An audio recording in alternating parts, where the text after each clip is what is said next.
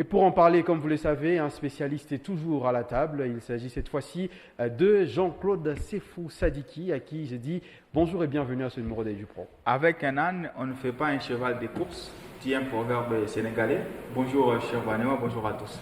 Et aujourd'hui déjà, c'est 24 heures après, même pas encore, hein, nous sommes déjà le jour d'après ce nul du FC du tout-puissant Mazembe Anglebert face à l'équipe de Mouloudia Club d'Alger. 0 but partout à Kamalondo pour la première journée de cette phase de groupe. Est-ce qu'il y a eu une déception ou c'est un point peut-être mérité par les Corbeaux? Les proverbes, je l'adresse à la Mindia. Avec un âne, on ne peut pas faire un cheval de course. Je crois qu'il y avait une grosse déception qui était d'ailleurs lisible sur le visage des supporters. Le nil n'est pas un péché que ça.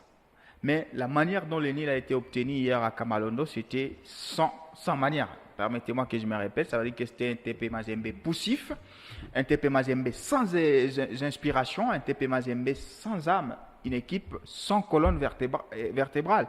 C'est vrai qu'au début de la saison, on se disait, mais cet effectif-là, avec quand même n'était pas aussi huilé que ça, mais on ne s'attendait pas quand même qu'on nous produise un spectacle désolant qui commence déjà par la prise de décision de la Ndiaye. Il commence son 11, il remanie. Moi, je me disais, mais ce 11 ici, c'est comme un entraîneur qui se comporte devant une équipe de Ligue nationale de football. Pourtant, il est en Ligue des champions. Il va injecter quelques joueurs qui n'ont jamais connu de titularisation en Ligue des champions. Par moments, c'est bien. Mungwengi Josué à la défense, qui va accompagner le capitaine Tambo Kalonji. Oui. C'est sa première fois qu'il joue la Ligue des Champions. Il commence ce match-là. Il part dans l'animation.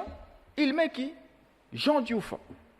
La catastrophe industrielle au plus haut sommet, en tout cas de cette équipe-là, puisque Jean Diouf, il va être certainement ce deuxième attaquant-là, qu'il sera derrière Fofana. Et Fofana va vraiment étaler sa faiblesse, puisqu'il va laisser tous les ballons. Et les seconds ballons seront récupérés par Jean Diouf. Mais le mec, il va briller par quoi? Par le manque de la palette technique. Puisqu'il va tomber sur tous les ballons. Il sera même conspué, ioué. C'est peut-être les mauvais élèves de ce match-là. Pourquoi? Parce que c'est un joueur qui n'aurait pas dû jouer ces matchs-là. Et Lamine, après la première mi-temps, puisque c'était complètement raté, je vous rappelle que durant tout le match, il y a une occasion de Chaibou en seconde période, on va y revenir. Et puis, la première période, c'est une frappe très lointaine de Luzolo Sita. Justement, pourquoi? Puisque vous avez un milieu de terrain. C'était Badamassi. Coup de chapeau à ce mec parce qu'il fait un match puissant. Il essaie d'être influent, mais il a été trahi par ceux qui l'ont accompagné au milieu de terrain. Il était accompagné par Ngalamoulou Mebato, qui, vous le savez, ça reste tout simplement un début de saison difficile pour lui. Et puis, c'est un joueur qui est beaucoup plus défensif. Ça veut dire qu'il était trop bas. Et vous avez un Diouf qui était un tout petit peu haut, mais qui est moins techniquement. Ce n'était pas un joueur de football. Badamassi était seul. Il était obligé maintenant de jouer son rôle plénipotentiaire, qui est le numéro 6. Et quand il quitte avec le ballon trop bas, le temps qu'il puisse se galvauder les terrains, c'était déjà épuisant. Les seules fulgurances qu'on voyait venaient des Kabouit. Et il a choisi ces moments. Parce qu'il commence très mal. Il réapparaît en première période et puis il disparaît en seconde période jusqu'à ce qu'il a été remplacé. Et donc c'était un Mazembe sans colonne vertébrale que je vis. Et même quand la Mindia va se raviser, en seconde période, il met Ngimbi, il fait descendre Diouf, Barthélemy, il fait descendre notre ami Fofana, il fait monter Chaibou. On se rend compte que Chaibou, c'était juste un phénomène de la Ligue nationale de football puisqu'il n'a pas le niveau dans ce mouvement. Dans ses propositions en termes d'espace, dans les réceptions, c'était compliqué dans tous les sens. Même c'est lui malheureusement qui s'offre la meilleure occasion parce qu'il n'a que sa présence. Donc Chaibou sur le terrain, il a les maillots noir et blanc et la présence, c'est tout. Or c'est insuffisant pour un joueur de football. Donc tout compte, collectivement, c'était une équipe qui a individuellement, il n'y a pas d'éclat. C'est une équipe de TP Anglebert Mazembe qui nous a proposé un spectacle désolant. Et pour une fois, on a quand même la Ndiaye comme architecte qui s'est beaucoup planté en termes de choix de ses 11 de départ. Et en vous entendre dire, c'est plus l'entraîneur qui a fait en sorte que Mazembe ne gagne pas ce premier match de groupe qu'un groupe qui, on le sait, a déjà beaucoup d'insuffisance. On sait que le groupe a beaucoup d'insuffisance. Mais qu'est-ce qu'on demande maintenant à l'entraîneur? C'est de s'adapter à la situation. Ça veut dire aujourd'hui, tu réfléchis, tu te dis, intrinsèquement parlant, Ngimbi Zemanga ont du talent. Sauf que ceux deux ne sont pas réguliers. Ça, c'est un fait. Mais est-ce que toi, entraîneur, tu vas te comporter comme un sélectionneur qui convoque les joueurs parce qu'il avait déjà dit en conférence de presse que moi, je vais mettre mon 11 sur base de ceux qui sont bons pour le moment. Mais non, un club ne réfléchit pas dans ce sens-là. Pourquoi? Parce que dans un club, il y a des matchs de joueurs d'esprit. Un joueur peut être un poutou, il n'est pas bon durant 5 matchs. Mais quand c'est le Popo qui est en face, c'est un derby, tu connais que historiquement, c'est lui le joueur du derby. Tu le mets. Et donc, dans ce match-là, c'était un match important. Je pense que Lamine Ndiaye aurait dû se passer de ces normes-là, de dire que je mets les meilleurs du moment, puisque les meilleurs du moment, c'était Jean Diouf. Peut-être que l'entraînement de la veille, il s'est bien comporté et tu le mets titulaire. Conséquent, c'était une catastrophe industrielle sur le terrain. Ça veut dire qu'il était incapable de rien proposer sur le terrain. Donc, il fallait mettre tes petites certitudes-là. Je sais que les certitudes aujourd'hui, c'est Ngimbi, c'est Zemanga. Et avec la puissance, l'influence de Badamassi, je vous rassure qu'on aurait pu avoir une autre première mi-temps que celle qu'on a dû avoir, puisqu'on avait TP Mazembe absent dans les secteurs clés, comme l'animation. Jean Diouf était à l'ouest et Fofana qui va pointer. Il était complètement à l'ouest. Lamine Ndiaye a toute la magie nécessaire de pouvoir réinventer cette équipe-là. Moi, je lui propose, et je pense que s'il tente, il va réussir, un 3-5-D. Ça permettrait d'avoir justement une défense de 3 centraux, Atibou Ratabou, Mungungi qui s'adapte et coup de chapeau parce qu'il est sur une bonne progression et le capitaine.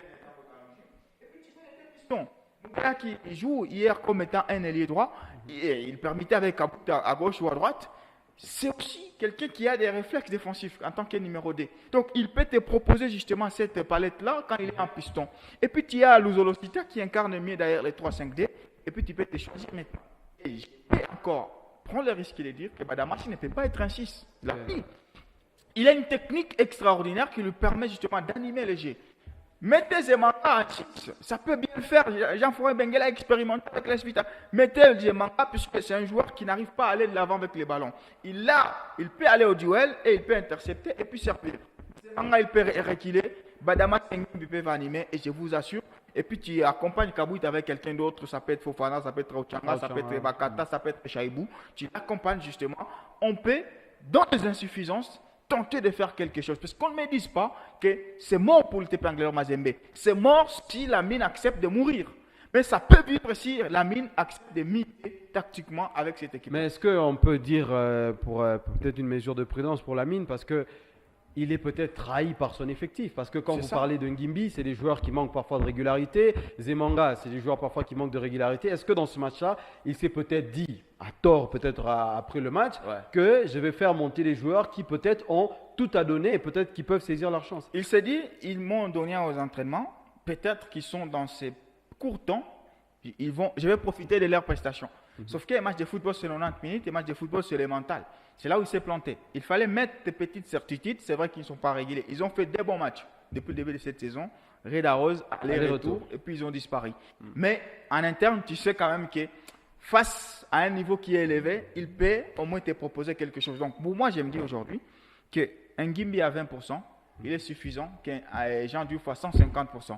Et d'ailleurs, comme conseil, juste après ces matchs-là, après ce que Jean Diouf a fait, il faut donner les survêtements, donnez-lui les vêtements avec le logo de TP Angleur Mazembe, mettez-les dans l'avion, qu'il rentre à Dakar.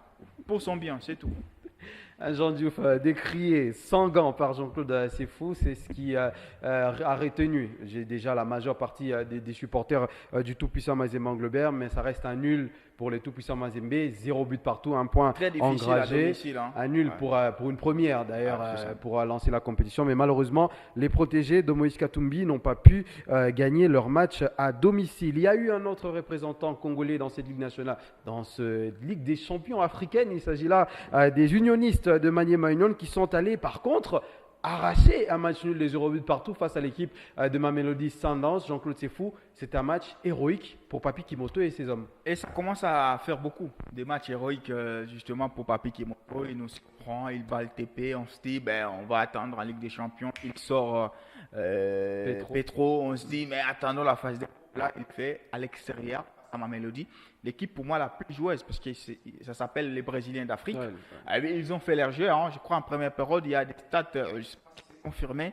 Apparemment, c'est plus de 350 ballons côté Mamelodi contre 54 côté la possession c'était dans les 70-30. Tout à fait. Donc, mais Maniema avait ses certitudes. On le dit, c'est parmi les rares équipes, non seulement mais en Ligue nationale de football, qui ont cette double face-là. Ça veut dire offensivement, ils sont capables de te proposer de belles transitions et même de buts. Et puis défensivement, c'est une très bonne discipline défensive, une bonne animation et surtout des belles transitions au milieu de terrain. Donc, c'est sur base de ces certitudes-là que Papy Kimoto est avancé face à l'équipe des Mamelodi Sundowns. Et on a vu qu'ils ont fini par être frustrés, les Sud-Africains. Ils avaient cette possession, mais un peu stérile, ils manquaient ces panaches-là. Pourquoi? Parce qu'en face, on défend bien, on sait quand est-ce qu'il faut aller au duel, on sait quand est-ce qu'il faut bouger. C'est ce mouvement-là qui a fait que cette équipe des Mamelodi, même si l'entraîneur a épuisé avant ce match, il fallait reposer. L'avance-centre type qui est Peter Chaloli entre vers la fin de la rencontre, ça me rappelle point qu'il voulait un peu faire reposer les cadres, mais c'était insuffisant. Coup de chapeau, cette équipe de Mani Maignan qui a les certitudes, c'est une équipe homogène. Les talents sont presque similaires, mais il y a ces individualités qui ressortent des gardiens. Brunet et Fongue.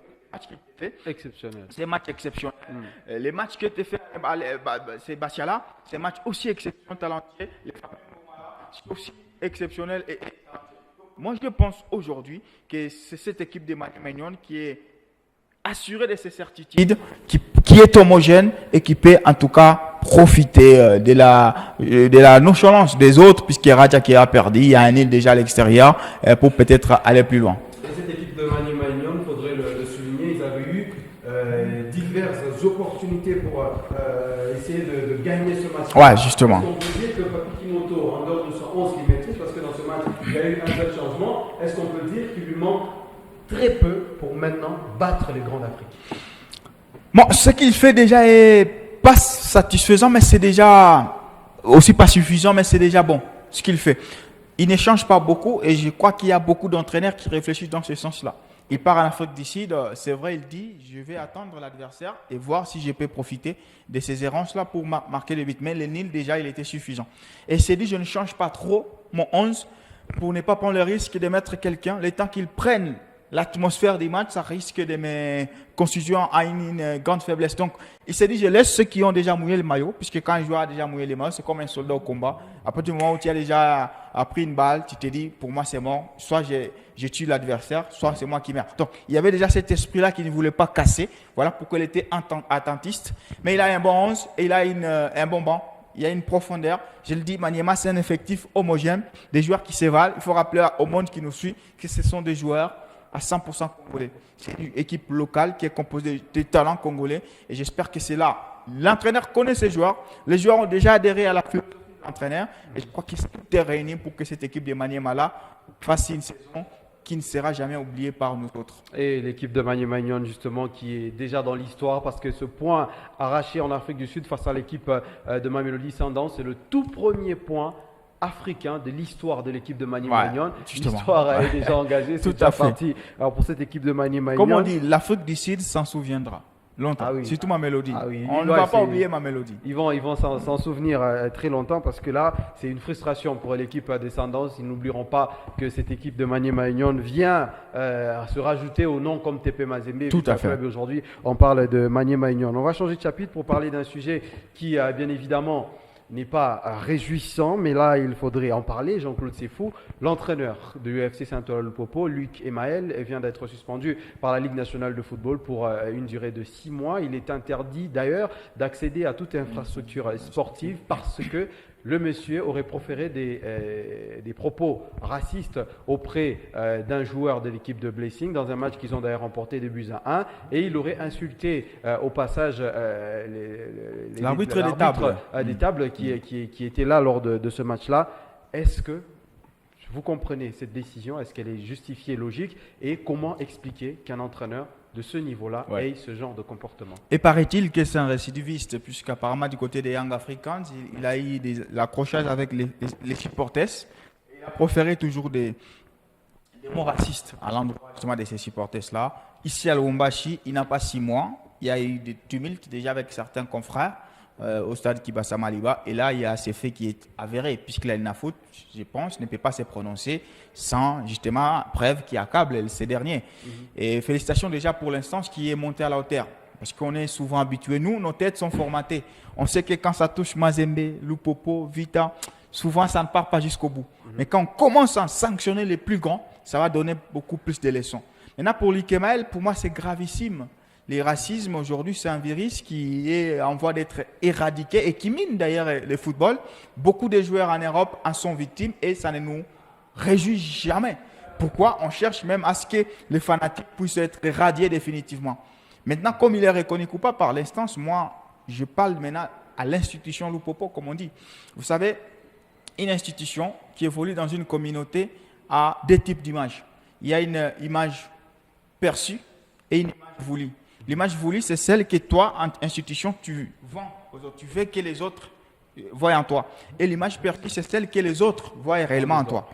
Et dans l'image perçue, Lupopo, le fait juste de continuer avec Likemael, c'est une négation de l'humanité que Lupopo est en train de consacrer. Parce que le mec, il est quand même reconnu coupable, c'est l'instance qui l'a dit, c'est pas moi qui le dis, comme étant un raciste. Et un raciste, c'est un homme qu'il faut bannir dans la société.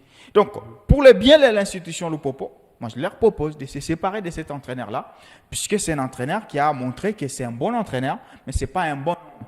Or, dans le football, il y a l'entraîneur, et puis il doit y avoir cet homme-là. Donc, c'est pour le bien de Lupopo, parce que même la FIFA ne badine pas avec les sujets de racisme, puisqu'on sait, le football, ce n'est pas une question de race. Alors, quand on a quelqu'un qui sait quoi être tout simplement une île dans un océan, mettez-le de côté. Et s'il est reconnu coupable, heureusement qu'il va quand même faire appel, on ne peut pas déjà les clouer au pilori.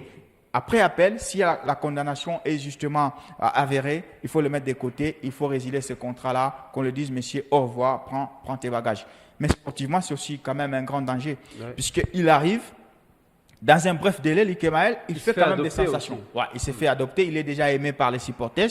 Sur le terrain, on sent qu'il y a une bonne philosophie qu'il implante. Certains hommes forts commencent à ressurgir de cet effectif-là. Maintenant, là, tout d'un coup, ça fait 6 mois, ça va faire 6 mois, on aura Bertin Makou. Je trouve que cette dualité-là ne peut pas marcher. Vous avez quelqu'un qui va préparer à l'entraînement les matchs, mais c'est quelqu'un d'autre qui va coacher. Pour réussir cette saison, remettez les clés du camion à Bertin Makou, qu'il continue. S'il échoue, d'accord, mais la dualité ne peut toujours que plomber cette équipe de Lupopo. C'est une mauvaise nouvelle. Moi, je regrette l'entraîneur qui l'a été. Justement, c'est un bon entraîneur avec Lupopo. Mais l'homme, peut-être n'est pas un bon homme, mais l'INAFOOT nous l'a dit. Et il a annoncé qu'il va bien évidemment faire un recours pour essayer de se justifier, pour peut-être... Mais une source est sûre, la vidéo existe et les mots sont bien écoutés. Donc, il peut faire appel, mais ça risque encore même d'aggraver. Malheureusement, le FC Saint-Olo Lupopo est un très grand club d'Afrique. La RDC est un grand pays et l'Afrique est un continent qui mérite d'être respecté, peu importe les statuts ou la valeur qu'a la personne. Ces genres de propos ne doivent pas être soutenus ou encouragés, quoi qu'il arrive. Merci à vous, Jean-Claude Sefou. C'est la fin de ce numéro du Pro. Tous mes sentiments sportifs avoués à tous ceux qui nous ont suivis. Merci à vous, mesdames, mesdemoiselles et messieurs, d'avoir suivi ce numéro du Pro. On se retrouve très prochainement dans un nouveau numéro. D'ici là, portez-vous bien et restez branchés sur le programme de la chaîne à Grande Vision. Merci et au revoir.